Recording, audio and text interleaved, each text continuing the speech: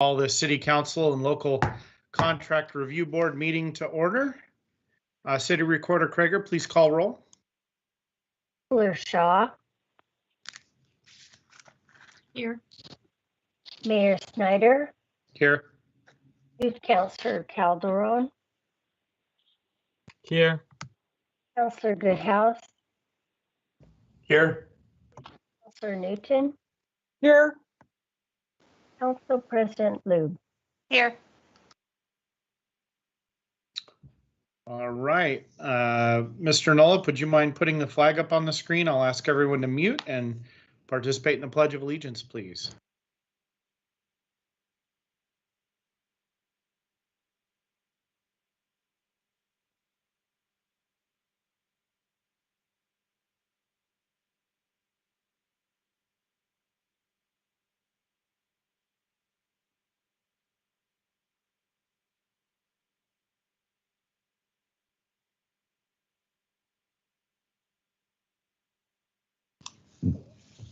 Okay, thank you. Staff or council, any non-agenda items? None for us, Mayor. All right. We'll move on to public comment. City Recorder Krager, I think we received one comment about two different items from one member of the community. Is that correct? A letter from Kenneth Conklin? Yes, that's correct. All right, and that covered a concern about parking on Bull Mountain Road by Elizabeth Price Park due to a new through street. Assistant City Manager Nyland, is this something that you can or are having staff follow up on? I have not seen anything specific about it. Yes, Mr. Mayor, we'll take the comments and make sure staff respond to them. All right, and then the second one is about trash and litter on 99W and wondering whether there's an organization of volunteers to alleviate that eyesore. Is that also a response that can be followed up on, please? Of course, Mr. Mayor. Okay, thank you. And I don't believe there were any other public comments. City Recorder Krager, is that accurate? That's accurate. We just had one. Okay. Let's move to phone-in public comment. The phone number to dial in is 503-966-4101. Mr. Nollip, do we have anyone in the queue now?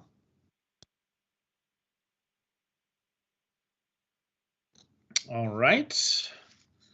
We'll move on to follow up to previous public comment.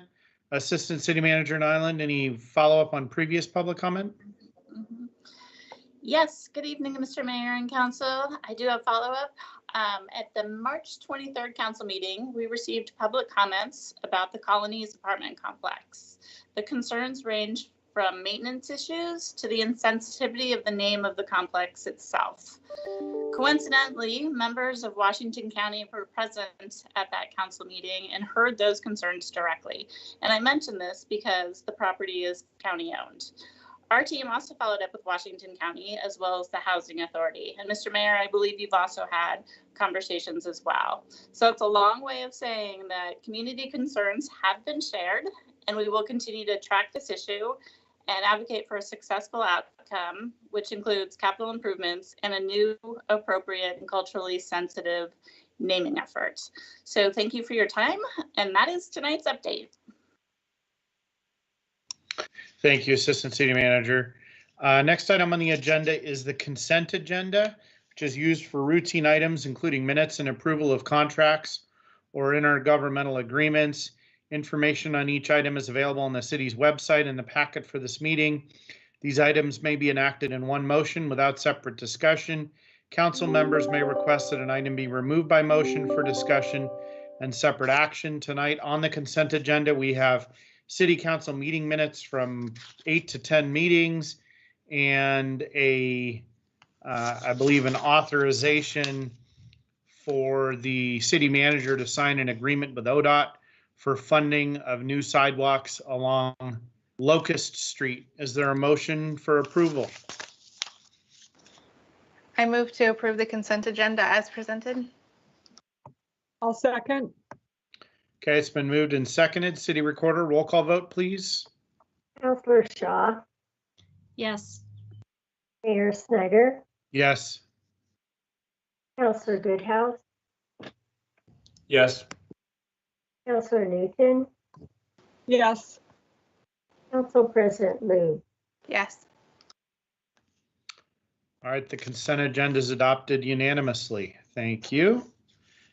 Next item on the agenda is item number 4, Local Contract Review Board, consideration of exemption to competitive bidding and approval of findings for Universal Plaza.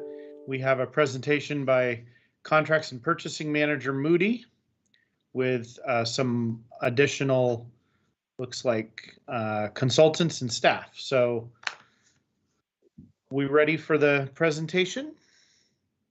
Yes, Mr. Mayor. Good evening, Mayor Schneider and councilors. I am Christine Moody, Purchasing Manager. We are here tonight asking for an exemption to the traditional low bid process, allowing for the use of an alternative procurement method, and in this case, an RFP process to select a construction manager general contractor for the Universal Plaza. The desire is to hire a CMGC before the design is complete in order to provide greater value engineering to the project. As required by Oregon statute, the city must produce certain findings to utilize an alternative procurement method. I will now hand this over to DJ Baxter from Shields Oblitz Johnson, who is acting as the owner's representative on this project, to further explain the justification on the use of a CMGC.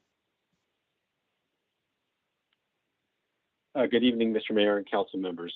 Are you able to hear me? We are. Okay, wonderful. Thank you. Thank you for having me tonight. As Christine mentioned, my name is DJ Baxter, and I'm with Shields Oblitz Johnson.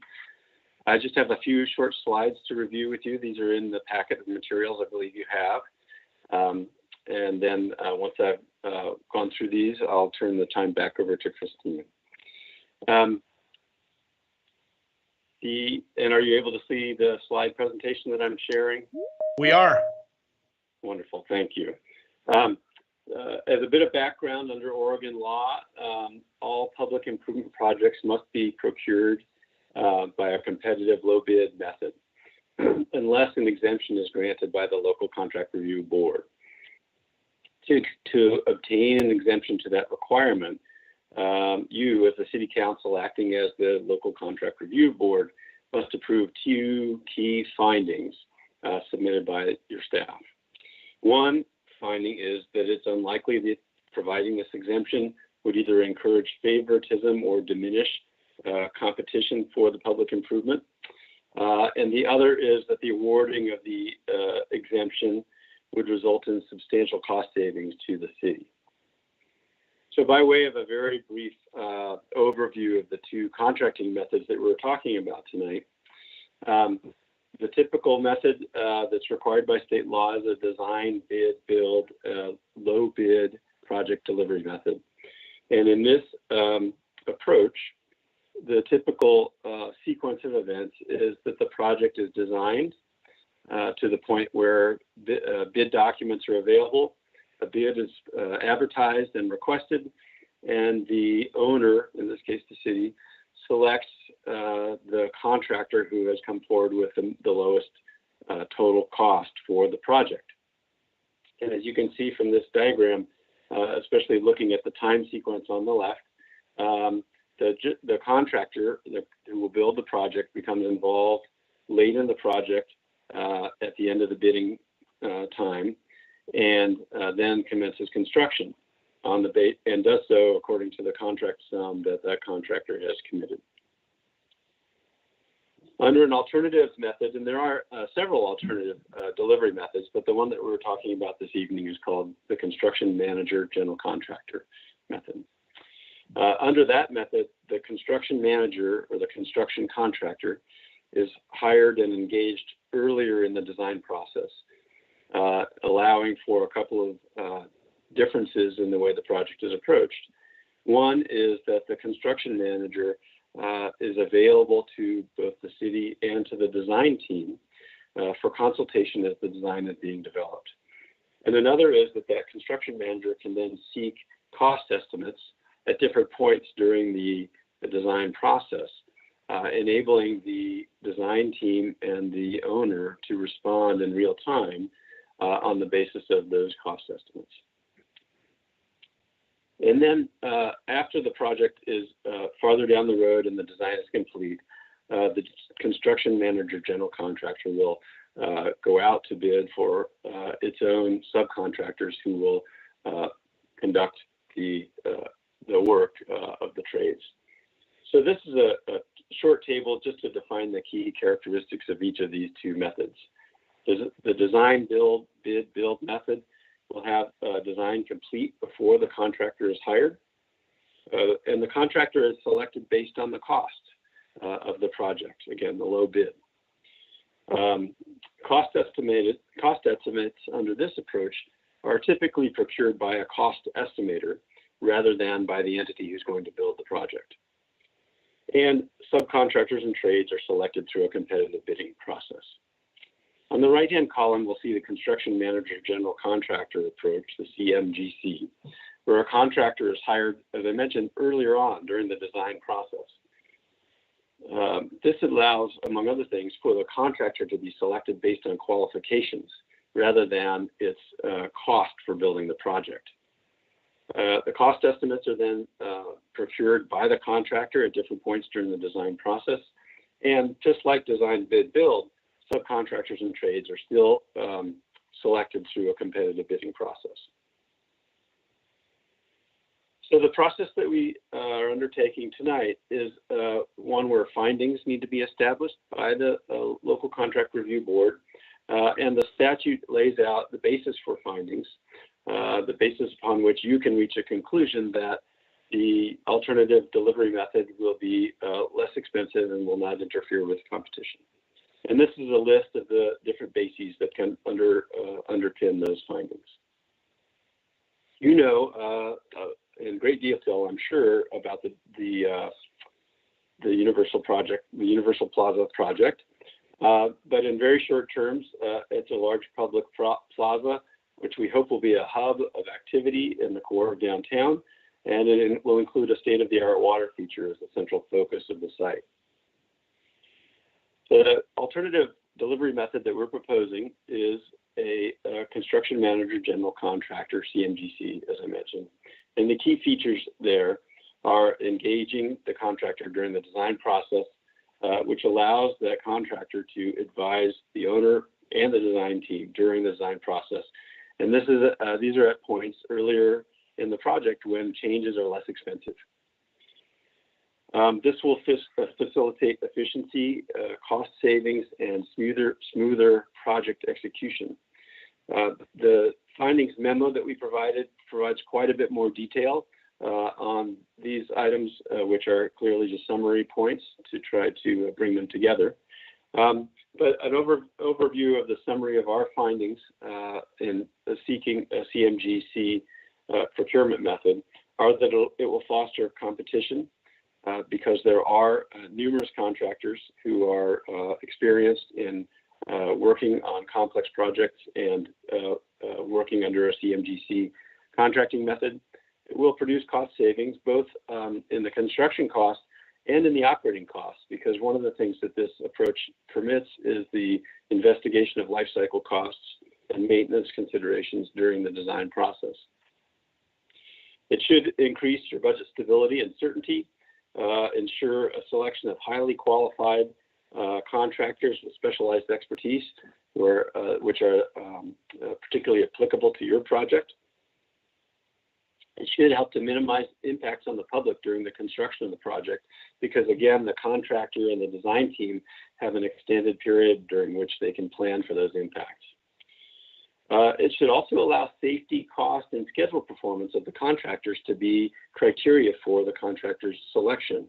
In other words, by selecting the contractor based on qualifications, you have an opportunity to examine how well that contractor may have performed in these categories on other projects. It should also enable effective planning for issues such as access, noise, debris removal, coordination with adjacent property owners, all things that you want to have in place to ensure a smooth delivery of the project. And it should also enable unforeseen issues to be addressed earlier in the process and less expensively. And that's a short overview and summary of the findings that we've provided. I'd be happy to answer any questions, and we'll now turn the microphone back to Christine.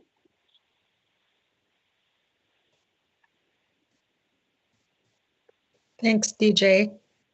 So a notice was published in the Daily Journal of Commerce regarding the availability of the draft findings. The public hearing to review the draft findings was held on March 18th, and there was one request for the draft findings. No contractors attended the public hearing, and the city did not receive any comments on our findings.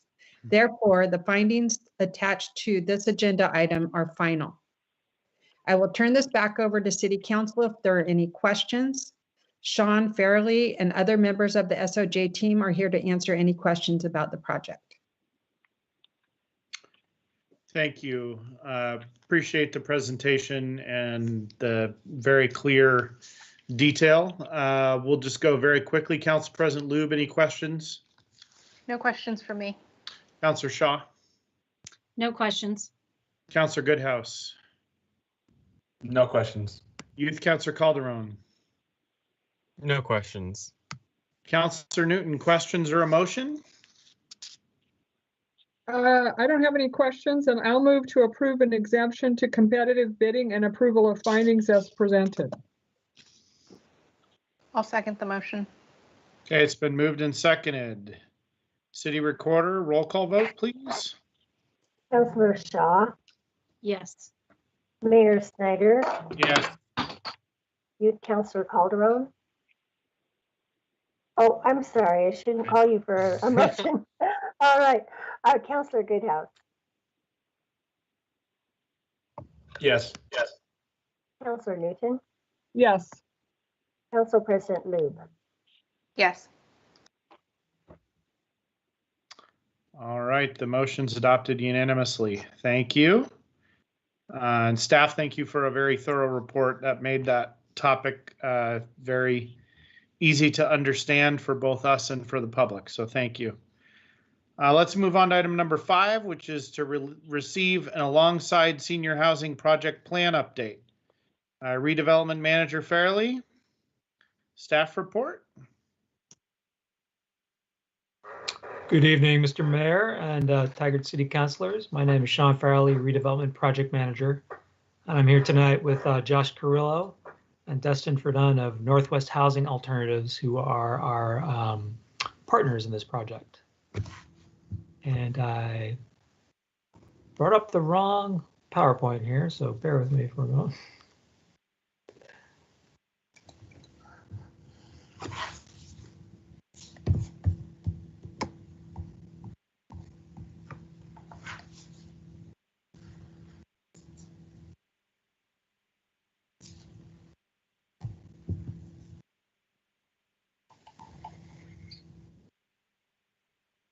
Yeah, it's not showing up in my window for some reason, even though I have it open.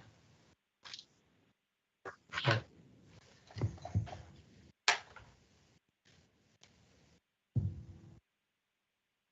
Sorry about that.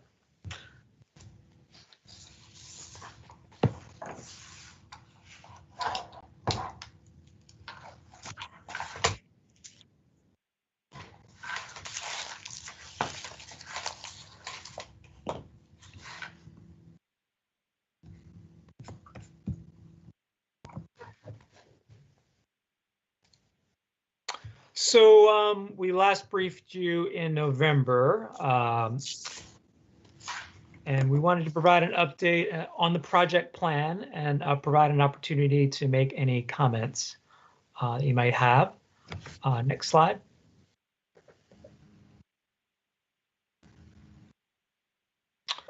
So just briefly, the benefits of the project as we see from the city.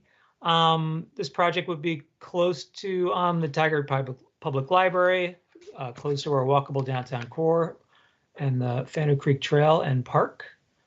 So a great place for senior housing. It offers the opportunity for collaboration with the Senior Center and Meals on Wheels services that are right next door. The city's contributing its property at no cost. And that allows the apartments to be renting for less. And that's really important to address the affordable housing crisis in the region, especially with seniors. Provides seniors an opportunity to age in place and continue to live in Tigard.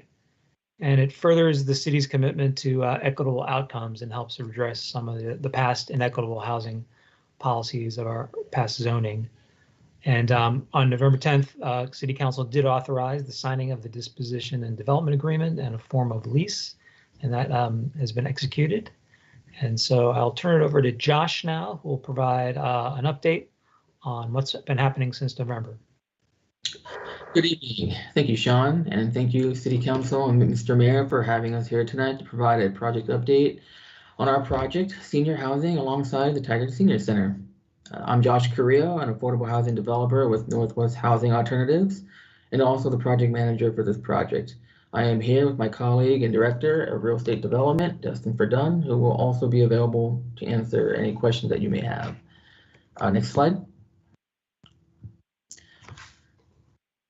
So we've been working on this project for about 1.5 years now.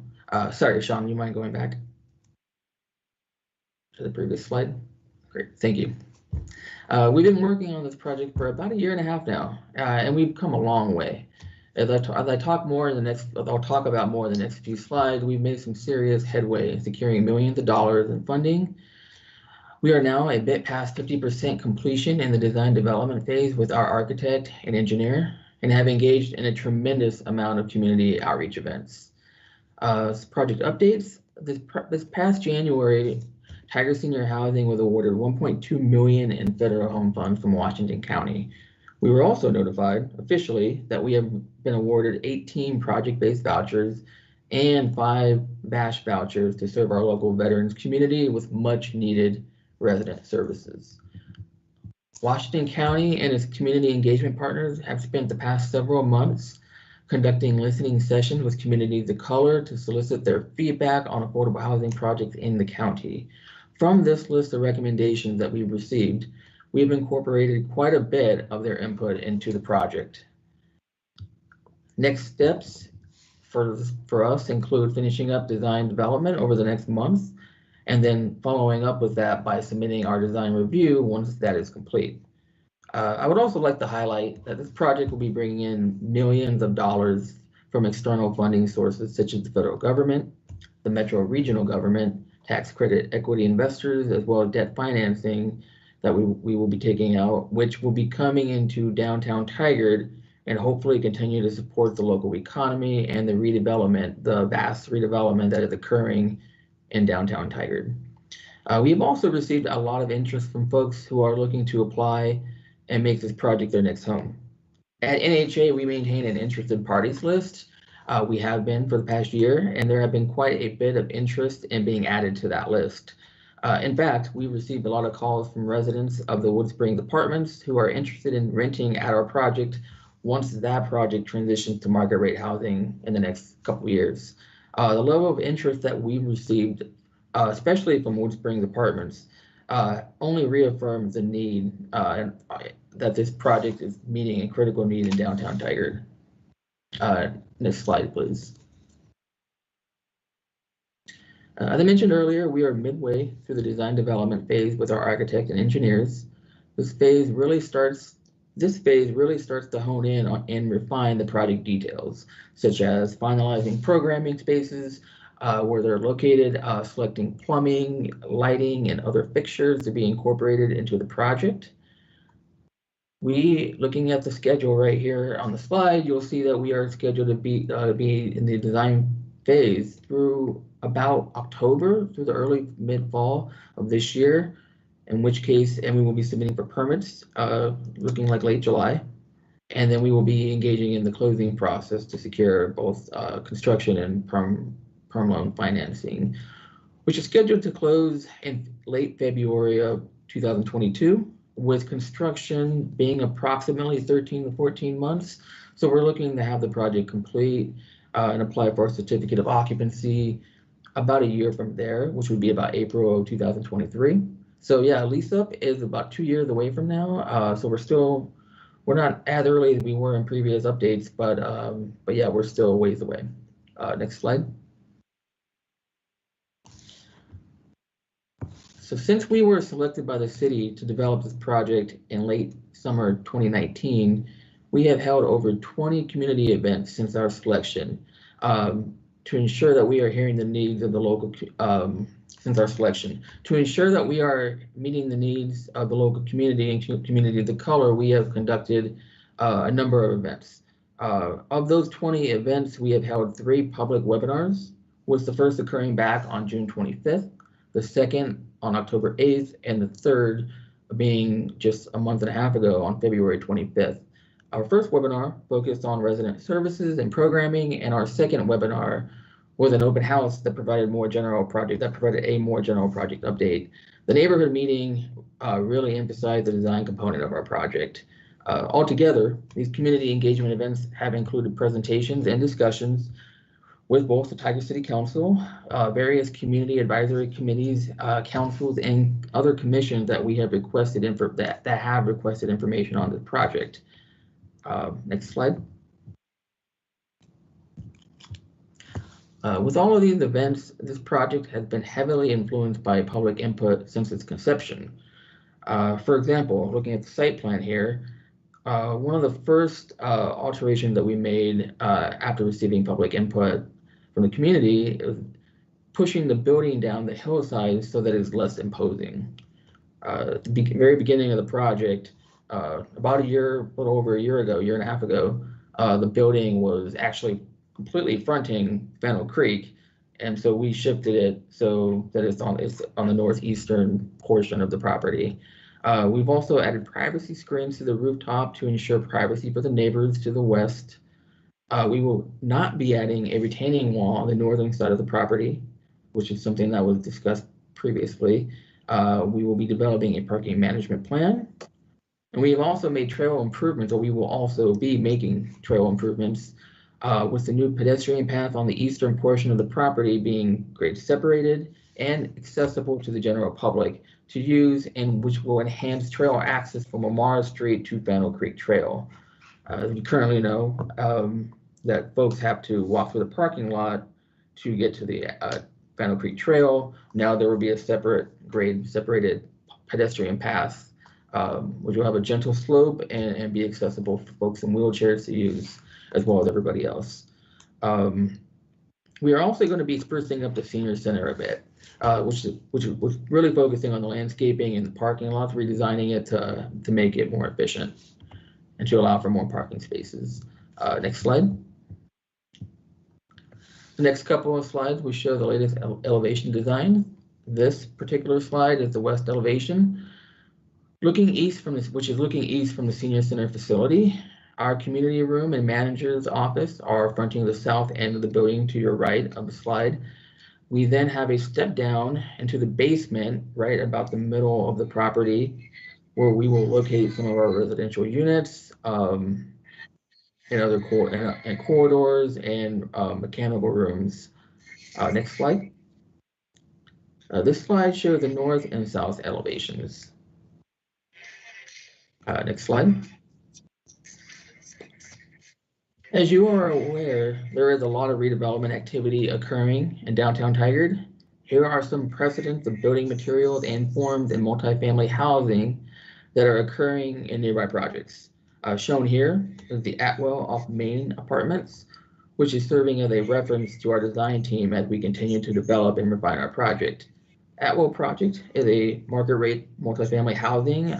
It utilizes quite a few materials and heavy articulation of trim work, lap siding, big windows, flat panel siding, and articulation of the massing enhanced with balconies. So this is just one example of the design that we're looking for with this project. Next slide. And then here, last but not least, are some renderings of our project per the latest designs. So we incorporated, basically, we incorporated one rendering from the northwest view of the property, and then also just from the north portion of the property, looking south. So what you're basically looking at on the top rendering would be our community room, which is where it's currently placed. And that is our update. Next slide, and any questions, Destin and or I will be here to hopefully answer them. I'll start with one. Thank you for the presentation. You know, the council has continued to get feedback from the neighborhood and from, I know, at least one or two particular individuals that indicate that, you know, they represent more individuals in the neighborhood that are concerned about things. It appears like you've all done a fair bit to try to, based on feedback from the neighbors, make the project better and more suitable for the neighborhood, and I applaud and appreciate that. Can you give us an idea of, you know, how many, from your perspective, how many issues remain with the neighbors that are kind of unresolved from their perspective versus how many you feel like you have resolved? Oh, Yeah, I'm not sure. Sean might be to help me out with this. I think we're seeing a lot of the same questions come up again and again. So obviously parking, as you can imagine, is a constant issue whenever you're doing multifamily housing, and it's especially true of this particular project.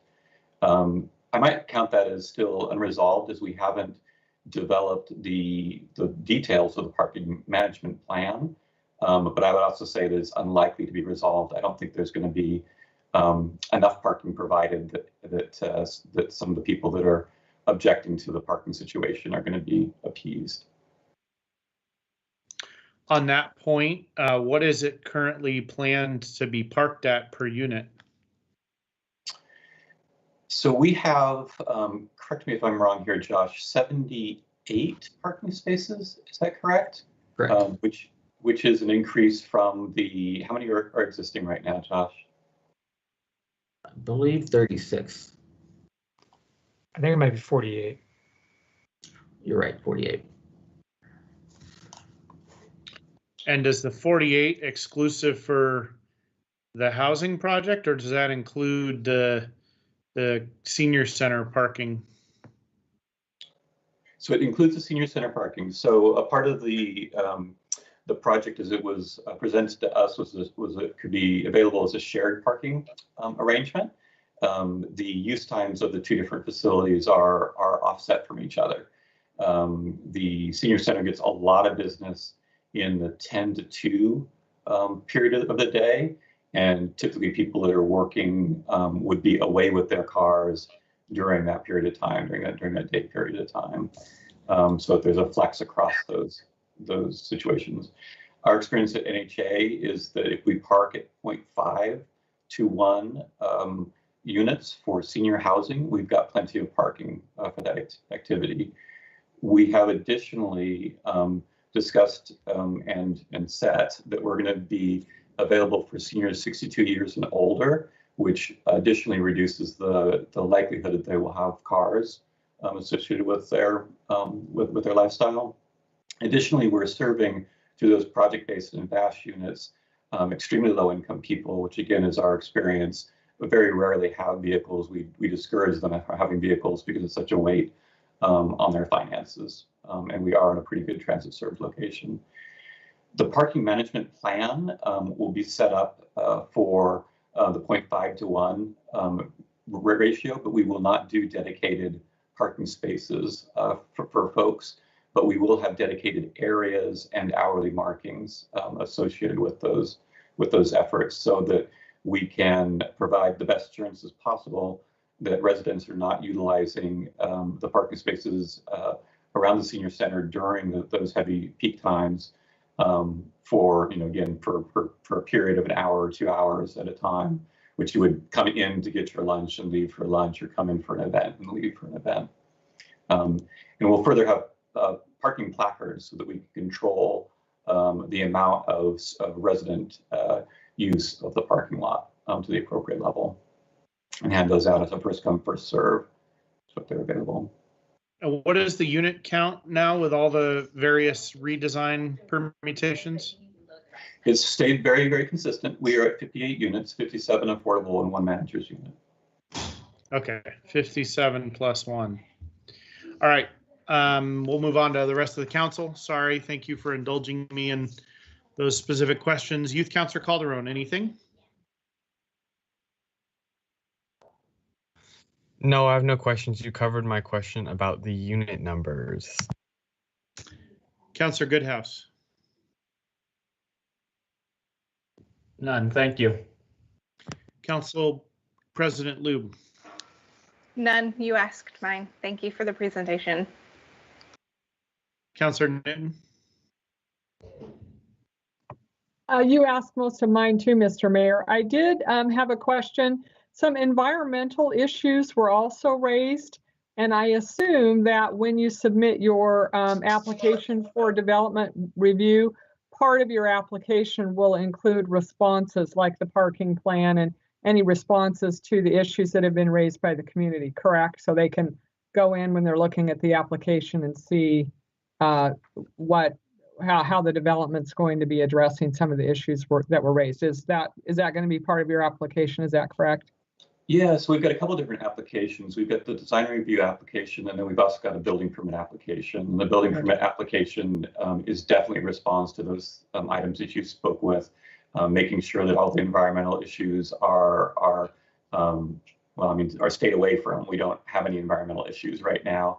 We're designing very carefully so that we don't.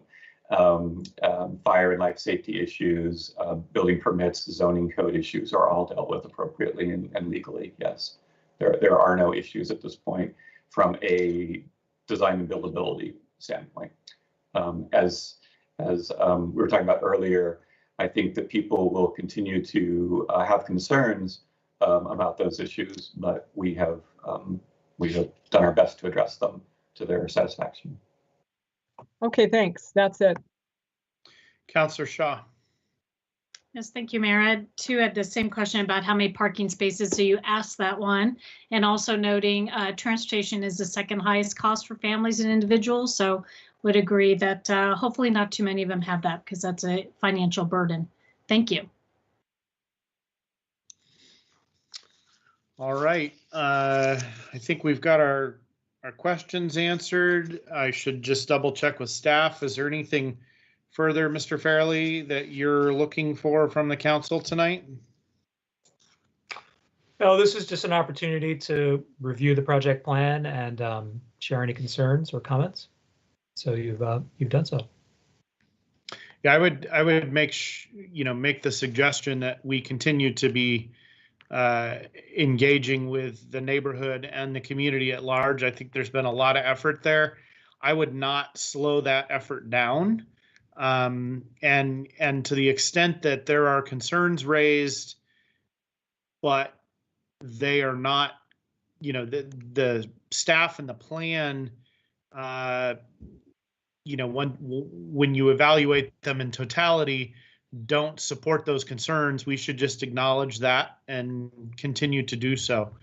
Like on parking, for example. I mean, you've made a pretty compelling case for why it's not going to be a major issue, and I think that is a story that continues to need to be told and responded to. So I would ask that we continue to be engaging, and the project team continue to engage with the neighbors and any concerned citizens.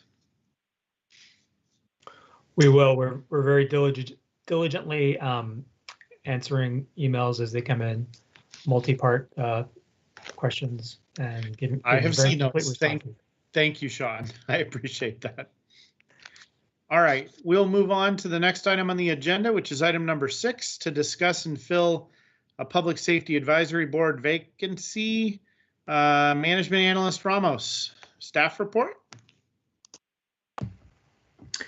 Yes, good evening, Mayor and Council. I am Management Analyst Eduardo Ramos, and I serve as the liaison to the Public Safety Advisory Board. And I'm here really to open the discussion on filling the vacancy of a community representative voting seat on the board.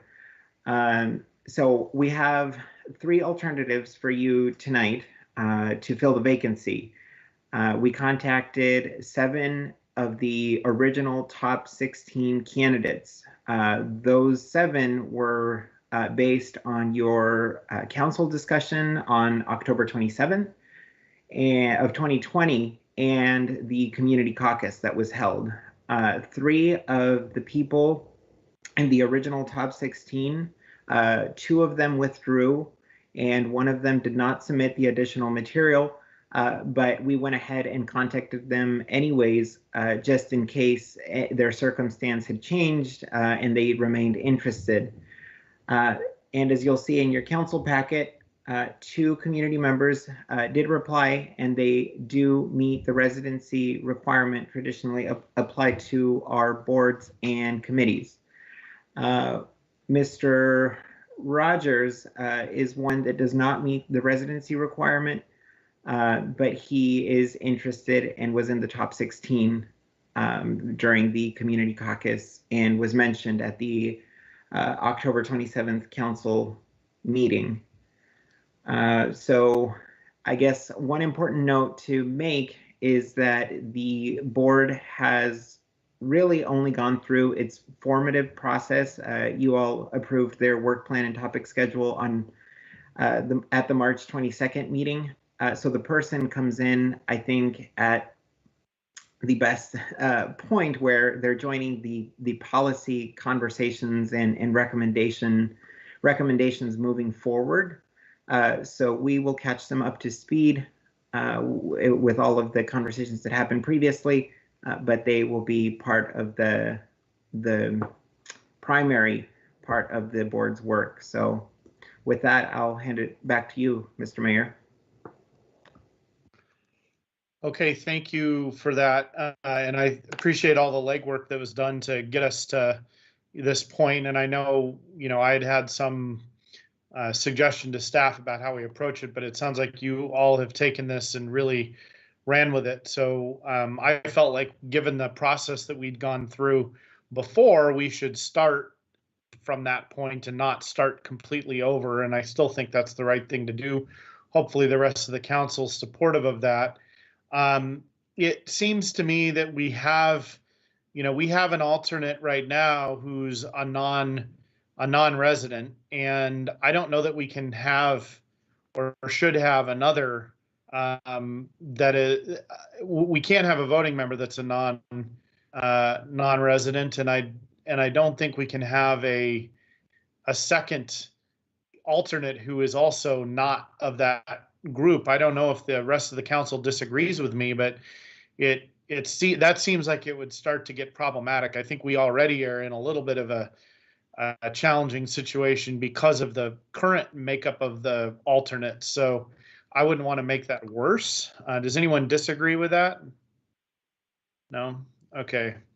So Eduardo, does that mean that we basically have Sean Stuhldreher and Nick Jarmer to consider? Is that essentially what we have if we're eliminating Justice Rogers? Yes, that's correct, Mr. Mayor. And yes, one of the alternates is not does not live in Tigard city limits, and then the other alternate is on a leave pending the investigation of the officer-involved shooting. Right. So those are my thoughts, and that puts us at the 2. Do people? I mean, we had a discussion. I know this was prior to Councillor Shaw and the council, but do we want to just quickly regroup on the 2 candidates, and are we prepared to make a decision between the 2 tonight? Okay. Councillor Shaw, you look like you have things you want to say, and my guess is you probably did your homework on this. So what are your thoughts? Thank you, Mayor. I did do my homework. I'm wondering if it wouldn't be appropriate to ask Councillor Newton, who is the liaison, first if she has an opinion, but I'm happy to answer if she does not. Councillor Newton, you want to share? I do have an opinion, but I was thinking the opposite. I might want to hear what the rest of the council has to say, since I'm closely engaged with the group. So I was going to defer and tell you what I thought after you all spoke, but I do have an opinion, as you can well imagine. I can jump in then. Okay, go ahead, Councillor Shaw. Great, thank you, Mayor. Thank you, Councilor Newton. I agree that the individual who is chosen should be a resident of Tiger, and my nomination would be for Sean Stoldryer. Okay. Let's go to Council President Lube. You know, I had a really hard time with this one, just reading back through the applications and looking at the board and, you know, the person who left and just trying to figure out, because I think they have two very different backgrounds, Nick and Sean, and they would both bring interesting perspectives to the table. But looking at the makeup and looking at the applicants, I think I would also support Sean Stoldryer as well. Okay. Councilor Goodhouse, and then we'll go to the two councilors that are on the board. So Councilor Goodhouse. Yes, I think both of them were on my list. I know that the one thing is when we were having a discussion before, we went by what rankings they were, and so I don't know if we want to take that into account this time or not. But both of them look good for me, but I don't know if we want to go with that. That's something we thought before, was that based off what public votes were, that we, unless we had a reason, we wanted to follow those guidelines. So I don't know if that's something we want to still follow from the previous discussion or not. So I don't know if anyone else has thoughts on that.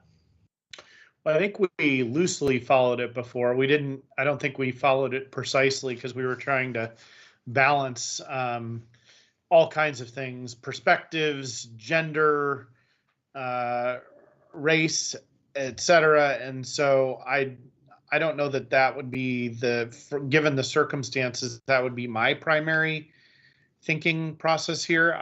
Other councilors want to go to more looking at, I don't even remember exactly how many votes each of them had. I know they weren't in the top, neither one of them I think were in the top 5 or 6. Yeah, and each one of them on their application it shows. So I think it looks like Nick came in 13th, and then Sean came in at 16th. Okay, so those are and the difference in those votes, if I recall, the distribution was probably not a whole lot of difference in the actual votes. So I wouldn't use that as a primary consideration. But do others want to do that? No. Okay. Youth Councilor Calderon, why don't you go, and then we'll put Councilor Newton on in the hot seat at the end. Yeah, I was just reviewing my original notes earlier this week, and it was a very close decision, but I would agree with the previous councilors in saying Sean. Councilor Newton? That was my that was my sense as well. And I had Mr. Stoldryer. I was interested in him the first go around, primarily because in reading all the applications, he was really open about his lived experience, and I appreciated that. And having worked with the group that I have, that's one of the great things about that group. Everybody is pretty open about how things affect them. They feel, safe and comfortable in talking about that. And as someone who's trying to learn from them and listen, I really appreciate that. So, it was a hard decision, but I went back to my notes too, and that was one of the notes I made about him initially, and so I would support his appointment as well. Thanks. Okay. Well, it sounds like we have clear consensus. Councilor Goodhouse, can you live with that? Okay. So does someone want to make a motion? I move to appoint Sean Stoldryer to the Public Safety Advisory Board in a voting position. And I'll second the motion. Okay, it's been moved and seconded. City Recorder, please conduct a roll call vote. Councilor Shaw, Yes. Mayor Snyder, Yes. Councilor Goodhouse, Yes. Councilor Newton, Yes. Council President Liu. Yes. Okay, motion's adopted unanimously. I want to congratulate Mr.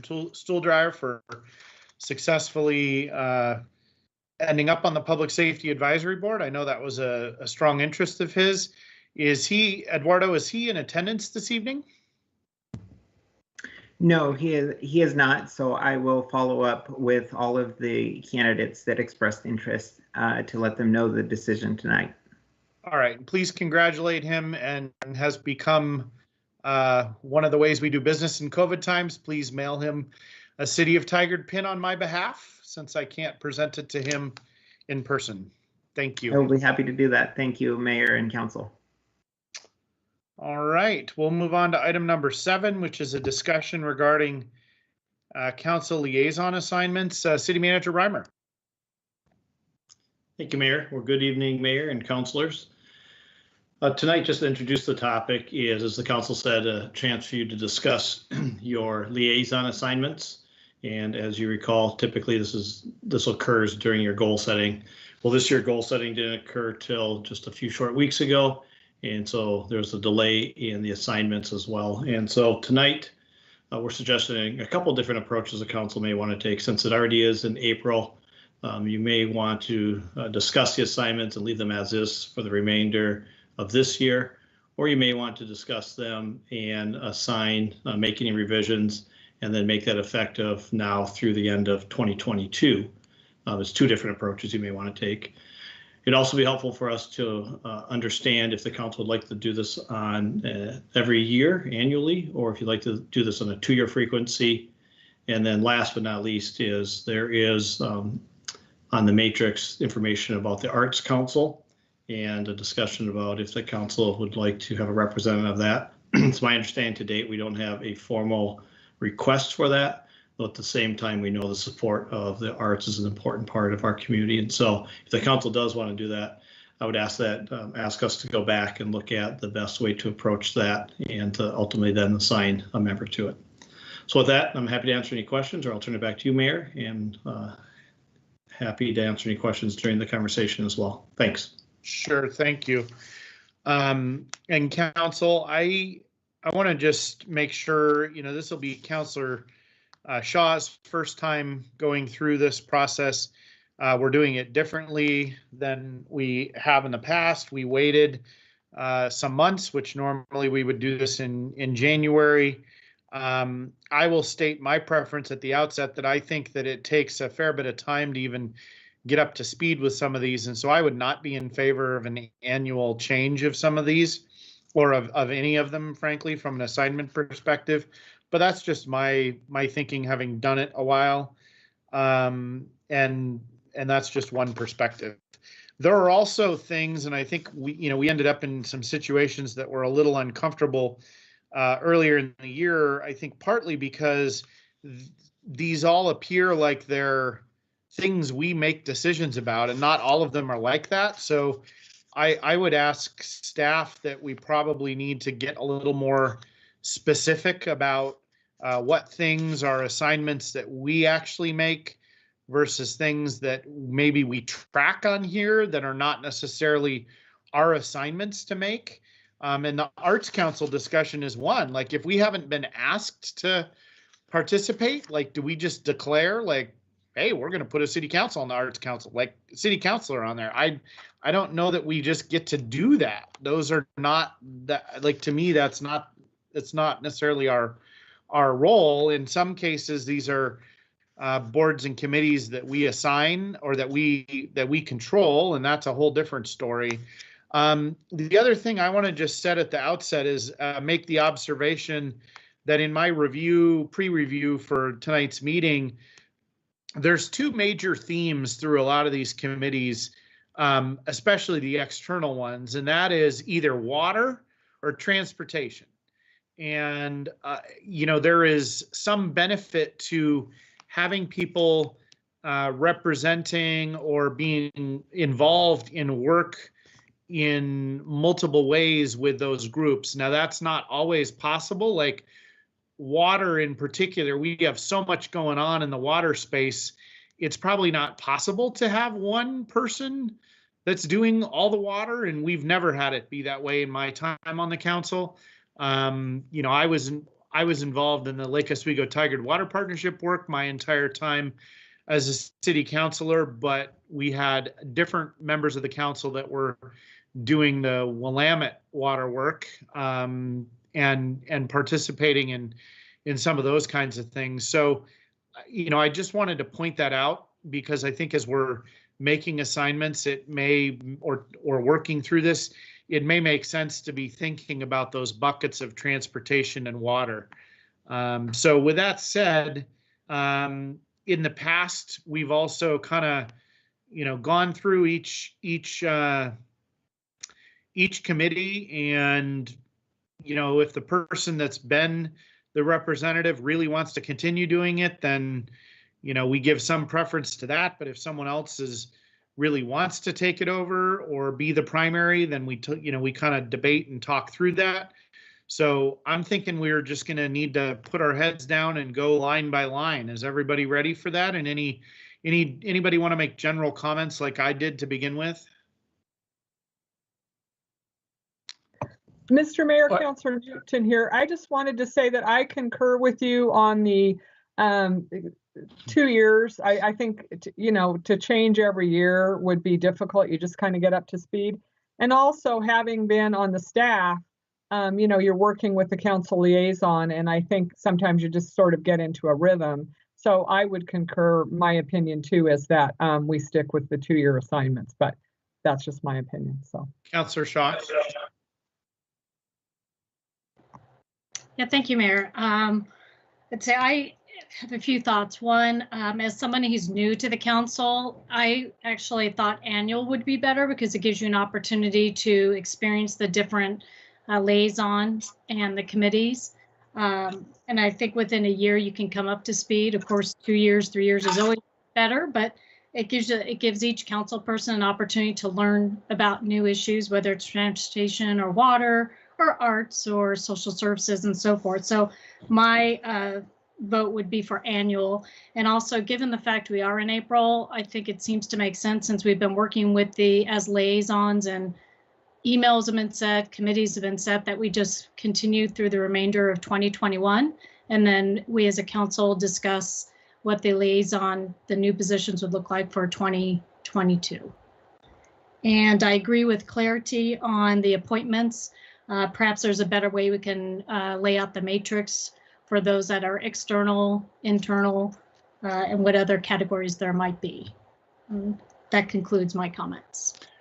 All right, so we'll check on those in just one moment. I want to make sure before we even move forward with that, City Manager Reimer, who is the official staff person that's going to be tracking our discussion, just so I can make sure that I know who someone needs to be staff-wise taking the official changes and notes here. Who will that be? It'll probably be a combination of myself and Assistant City Manager Kathy Nyland. Okay. Councilor Goodhouse. You are muted. Sorry, I hit the wrong button. I hit the hand raise. So I kind of agree the same way. I mean, we're almost halfway through the year. And I know that some of the options to the city manager throughout were, do we keep the same throughout? I'm thinking maybe my thought would be something of a hybrid kind of that was mentioned, or that Councilor Shaw was mentioned, is that we go through this year at the continuing the assignments we have, and then in January, in person, we determine what we want to do going forward. And then at that point, we can have more of a thorough discussion of whether or not we want to do year by year or do 2 years. But maybe to give something we're rotating around a little bit more, or if something's working, that stays that way. But I see that if we're this far into it, that we continue the rest of the year with the assignments we have, and then have an in-person discussion in January. All right, we have a proposal on the table that was made by Councilor Shaw and endorsed by Councilor Goodhouse, Councilor Newton, Council President Lube, and Youth Councilor Calderon. You're all going to need to weigh in. Councilor Newton. Thank you, Mr. You are back on. Yeah, I'm doing that again. Thank you, Mr. Mayor. I think that proposal's fine. I would make 2 suggestions, though. I would like to change the Tigard Youth Advisory Council liaison assignment to the Tigard Youth Counselor. Emilio does a fabulous job. We're both there. It's a little awkward sometimes because he could report just as well as I could.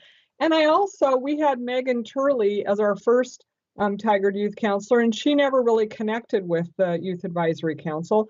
Emilio was a past president, so he was already connected. And I just saw an amazing synergy with him being knowledgeable about what the council was doing and being able to share that with the Youth Advisory Council. So I would like to suggest one change now, that we make Emilio Calderon, and then in the future, the Tigard Youth Counselor, the official liaison for the Tigard Youth Advisory Council. And then also probably obvious, we can delete the blue, what do we call it? The Blue Ribbon Task Force or whatever it was, the tax.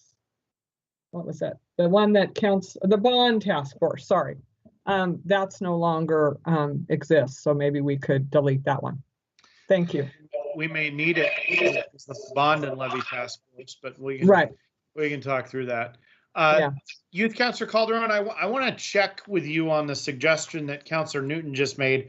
I had heard that before, like I knew that that's where, one of the changes that she wanted to make or was suggesting. And frankly, I think it was extremely redundant having you do this.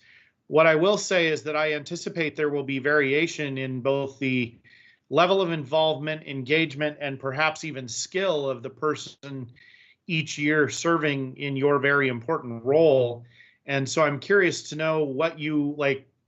It'd work great if you were, in the role in perpetuity, but that's not going to be that way. So, I'm thinking about, we can set it as an expectation, but I think at a minimum, and Youth Councilor Calderon, I want to hear what you think about this, but at a minimum, the rest of the council needs to be thinking about the fact that we would need to be prepared to sort of step in with whoever our backup is if the youth counselor kind of isn't either able to engage or represent in the way that is needed. But Emilio, what do you think?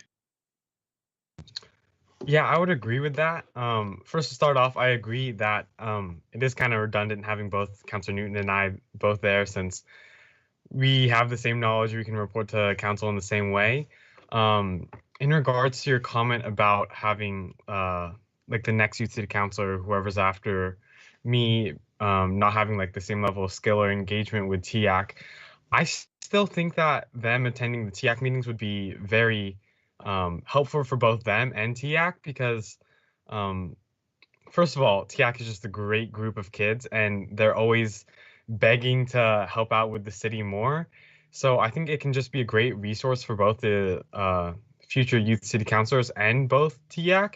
I would agree that we should have a backup who is ready to step in, especially if the next youth city councilor, like if they have to do something else on Mondays and they can't attend the meetings regularly. But I think it would be a great resource for both TIAC and the youth city councilor to work in combination. And I think that TIAC would be very welcoming to whoever's going to be next. And it would be it would just be very beneficial to both of them. I know I repeat myself a lot, but if you have any more questions, I think I answered all of them, but feel free to follow up. Thank you. I think you covered it. Council President Lube, you've had your hand up. Yeah, thank you. I agree. I think having the youth counselor as probably the primary and main contact for the TTAC is a great idea, or Tigard Youth Advisory Council. Sorry, not TTAC. So I am fully in support of that, and having, maybe the alternate rep be a counselor who's prepared to step in at any given time. In regards to the council assignments and the frequency, coming in 2 years ago and just drinking from the fire hose, essentially the last time we were doing this, and going along for the ride and saying, sure, I'll take that one. I really think 2 years for the assignments is really important to develop the relationships, to really get to know everything that's going on. And I think that there's something symbolic about doing this with a new council every 2 years, rather than just doing it on a yearly basis. And so it would be my recommendation is to continue it on a 2-year cycle, but to regularly schedule it in January when that new council is sat. So there isn't this confusion and this back and forth about what's going on, just so we can get those new assignments and move forward. You know, what we want to do this year, since it is already April, whether we continue these assignments or not, you know, I'm open to that. But just in the future, I like the 2-year cycle. Okay, but you're open to an alternative this year, given the, and just realize that if we're doing this, if we're doing an alternative cycle, it's gonna, the next cycle by kind of will have to be a 1-year cycle because of the makeup of the council. We will certainly have turnover on the council. We have people that will be impacted by term limits, so there certainly will be a different council. Yes. Okay. So what I'm hearing, I'm going to summarize what I'm hearing. What I'm hearing is that everybody's okay with making some minor adjustments, but generally keeping the assignments for this year through January. We'll have kind of an interim second discussion mid 2-year cycle in January of 2022, and may make some changes that would be in place for 1 more year. Is that everybody in agreement with that? Okay. Councillor Shaw. Yeah, thank you, Mayor. My preference would be for the year, but understand my fellow council members would like to see a 2-year. If that's the case, then we may want to consider going through them. Only because I mentioned that because I have transportation experience and expertise that may be beneficial to share, or I can just attend the meetings and share it that way as well. Well, I think they've agreed, what I'm getting the sense of is they've agreed this cycle to do it sort of at your request, but then, you know, starting with a new seated council in 2023, January of 2023, probably, you know, if the majority of the council is still in place that was speaking tonight, I anticipate they're going to want to go back to 2-year cycles, is what I'm gathering. And you may disagree with that, but that's what I'm sensing. Correct. That's what I was recommending because of the election period going back in 2022, but that was the reason. Because there's going to be that 1-year oddity. Right. So are you, I guess I want to make sure I understand your last comment. Would you like to move forward with your proposal for the next 2 years that the rest of the council, I think, has just kind of agreed to? Are you okay with that, or? No, my proposal is to go with our current council liaison appointments until January 2022, and then meet together as a team and reevaluate the assignments or discuss them. And then we can either go into an annual or a 2-year at that point. That was. I believe that's what everyone else is agreeing to. Okay, I misunderstood. That's okay. I just want to make sure. Councillor Goodhouse, Council President Lube, that's what you were agreeing to, correct? And Councillor Newton. Okay. I believe that's the common understanding of everybody else. So we will move forward with that. I don't see any disagreements to that. I do think I want to just quickly go through and make sure that a few of the, like, just things I picked up on. So staff, let's go page by page here. The first thing I saw was the budget subcommittee on events. I don't know if Toby's on the line tonight, but it occurred to me that we really haven't done that. I don't know that we did it last year with the way things transpired with COVID, and do we need to do it again this year? How are we dealing with the events stuff? That's not necessarily a liaison assignment question, but it's on here, so I'm going to ask about it. Mr. Mayor, our finance director Toby is not on the call today. We did not hold this meeting as far as I know this year, and I think it'd be best for me to touch base with Toby just to see in terms of keeping on the list or not. Okay, well, I think it'll need to, I think it'll need to stay on the list. My question was more about, like, are we going to do it? Are we going to have social events? Do we need to allocate the money? I don't know. but not something we have to work tonight necessarily. The Southwest Corridor Steering Committee, that actually has been disbanded, so that can definitely be removed. I'm on page 2 near the bottom. The Tigard Chamber Government Affairs and Public Policy Committee, that is not one that we make an assignment to, so I think that needs to be documented differently for the future. And the Arts Council probably may be the same way. I thought last time on the government affairs one, we did pick as a council who represented that one, didn't we? Well, the chamber's been real clear with me that we don't get to choose it, so no. Oh. I mean, maybe we did that thinking we did it, but the chamber was super clear that they invite someone. Okay. I remember last time I think that we picked Councilor Anderson because he had his business down there, so I just remember that discussion. So maybe we thought we did, but maybe we didn't actually have the power to. I actually don't even think that's how that went down. I think Councilor Anderson was already on the group, so he just said, "I'll do it because I'm already on the group." That was yet a different variation of how this could go down, but that's quite different than us saying this is now going to be our representative.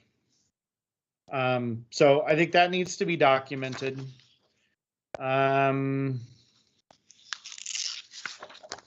The West Side Economic Alliance, I'm now on page 3. The West Side Economic Alliance Government Relations Committee, I don't know that belongs on here. That's just something everybody could attend if they want to. I guess correct. I want to poll people on whether we think that needs to be a liaison assignment. It just seems odd to me. No, I saw that on there. I don't know how that got on there because that's just if you attend or not. So okay, it's not the invites. That one shouldn't be a committee or not. So that should just be removed.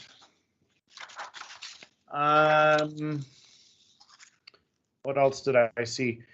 Moving down to the Tigard Boarding Committee assignments.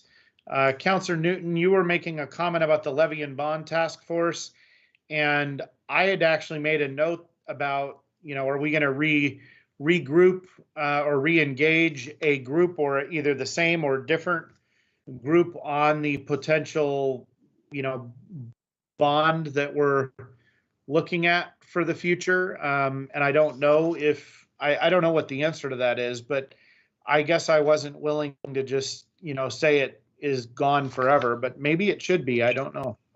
I hear you, Mr. Mayor, and I think maybe if it could just be adjusted and take out the purpose didn't really fit for me, but if we leave Levy Bond Task Force and we have, that's a committee we could pull together because Levy Bond, yeah. That's a pretty broad topic. So that's where I got tripped up, Mr. Mayor. So yeah, I think if we just remove the descriptor, that would be fine, or that would make sense to me, I guess is what I should say. Okay, and then the direction to staff will be that, as we're working on the facility strategy, what type of community advisory group and engagement we need to have and is appropriate should be on the project list of things to figure out. And that should probably happen quickly if we want to have meaningful input, which is the whole, that's what we're all about. We don't want to just put it in place to kind of have it be a rubber stamp group. I'm on the next page, and down at the bottom is where the youth city councilor would replace Councilor Newton as the primary representative on the Tigard Youth Advisory Council. And that's the conclusion of my kind of markup of things that were not directly assignment related. Does anyone else have other comments or feedback that is like that or wants to say anything else? Councilor Newton. Yeah, Mr. Mayor, I would just say that if, since the Youth Advisory Council meets at 4 in the afternoon on a Monday, if you would like me to be the alternate, I could continue to do that. I know most of you have employment that takes you away, you're tied up during the day. So if you would like to be. You ended up muted, Councilor Newton, at the end, but I think we got the point.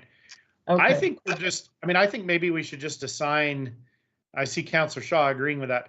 I think we should just keep Youth Councilor Calderon on as an ex officio council member, and he'll have to be the backup to next year's youth councilor. Okay, that's probably not totally permissible, but a good idea. So Councilor Newton is volunteering to be the alternative rep. Everybody okay with that? Thumbs up. Okay. All right, I believe that brings us to the conclusion. Anyone else have anything else they want to share? City Manager Reimer and Assistant City Manager Nyland, do you have what you think you need from this conversation? I believe from my perspective we do, and I'll just check with Assistant City Manager Nyland to see if she does. Yep, we took accurate notes. Okay. Thank you very much. And we will move on to item number 8 on the agenda, which is to consider a resolution extending the city's allowance of furnishings on sidewalks. City Attorney Rahala. Good evening, Council. This is an extension or renewal of a resolution that you passed last May. Essentially, the city's encroachment code requires an encroachment permit for anything, any furnishing that would be located on a city sidewalk. And so these include tables and chairs for restaurants. As part of the city's COVID assistance, council decided to allow a temporary encroachment permit. This would be a free, slightly fast-tracked permit, and council approved that last May. That expired at the end of the year, and we currently have an applicant who is wanting one. The encroachment permit allows the city to still maintain enforceability over things like ADA access and vision clearance, public safety, but it also allows the applicant to have outdoor seating, increasing options during COVID. So again, this would be an extension of what council approved last year, and I can answer any questions. Questions for the city attorney? Or a motion? I move to approve resolution number 2111. I'll second the motion. Okay, it's been moved and seconded. Any further discussion? City Recorder, please read the number and title of the resolution. Resolution number 21-11. A resolution extending temporary encroachment permits for furnishings. And a roll call vote. Councilor Shaw, Yes. Mayor Snyder, Yes. Councilor Goodhouse, Yes. Councilor Newton, Yes. Council President Lube. Yes. Okay, resolution number 21-11 is adopted unanimously. Thank you. We have no non-agenda items tonight. City Manager Reimer, administrative report. Thank you, Mayor, and good evening again, Mayor and councilors, my teammates who are on the call, as well as any community members that are listening or watching. Quick follow-up. So as we just talked about on the item 2 times ago, Assistant City Manager Nyland and I will work on that revised matrix and share that back with all of you to make sure it reflects the multiple changes that you have. And then we will prepare for a January 2022 conversation. So it's always strange to still say January 2022, how fast time goes.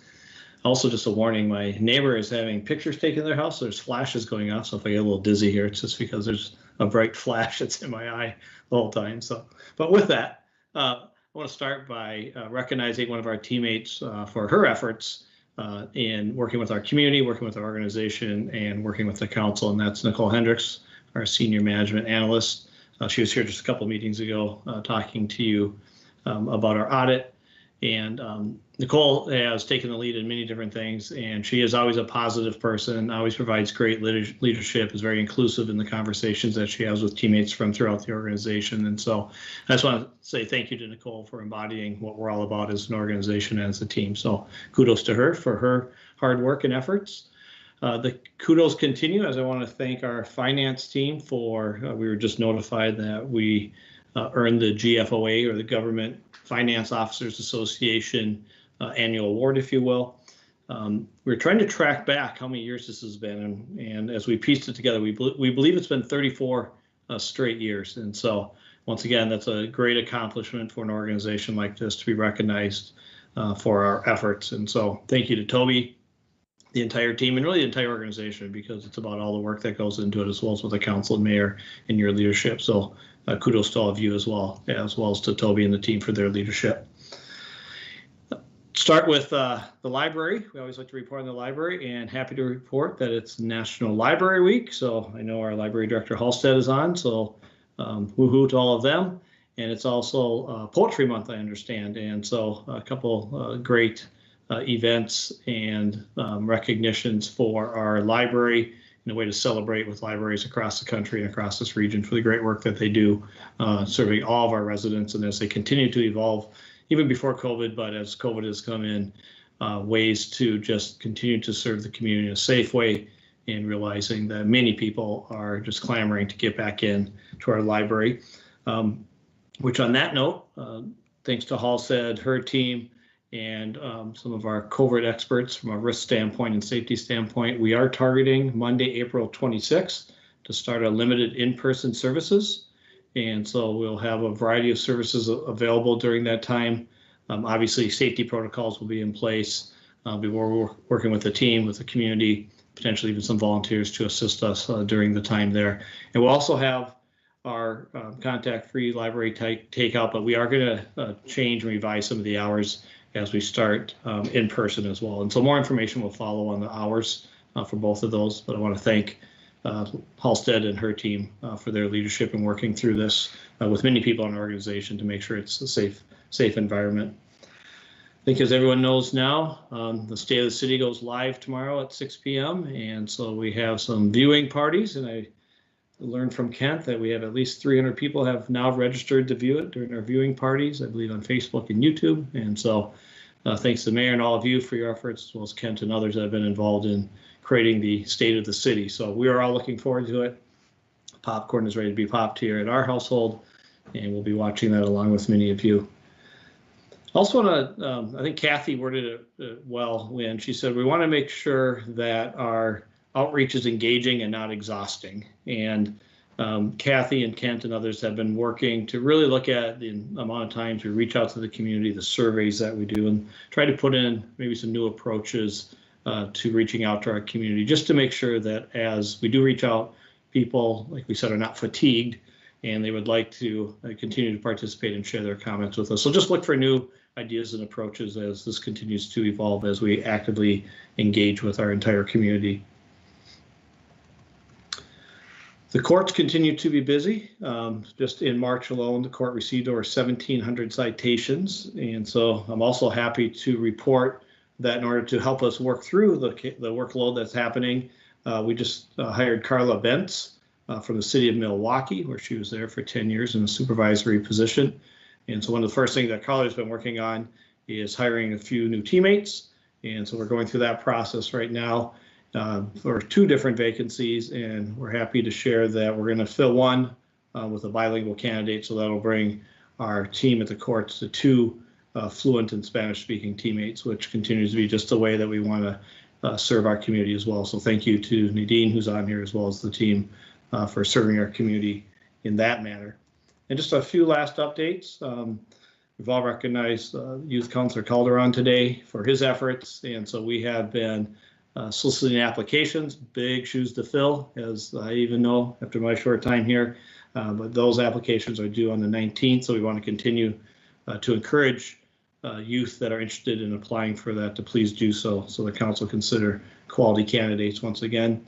We also have If I Were the Mayor contest that is out there. We are actively promoting that and with our private schools and our public schools, the principals and the teachers, and those are due on April 27th. So can't wait to hear about all those responses that we get for If I Were Mayor. And last but absolutely not least, we were just informed today by the Tigard-Tualatin School District that the groundbreaking for the Art Rutkin Elementary School will be held on April 29th. From 4 to 5 o'clock, and I know official invites will be going out, but we just ask that you hold the date as we try to attend that and support our colleagues in the community in the groundbreaking for a new school. And that Will that concludes my be- report. Will for that this be evening. in person, Steve? Steve, will that be in person or like That I socially don't have distanced? clarification. I had a sense that it was going to be, but we will clarify that as well. So, Okay, thank you, Mayor and councilors. thank you.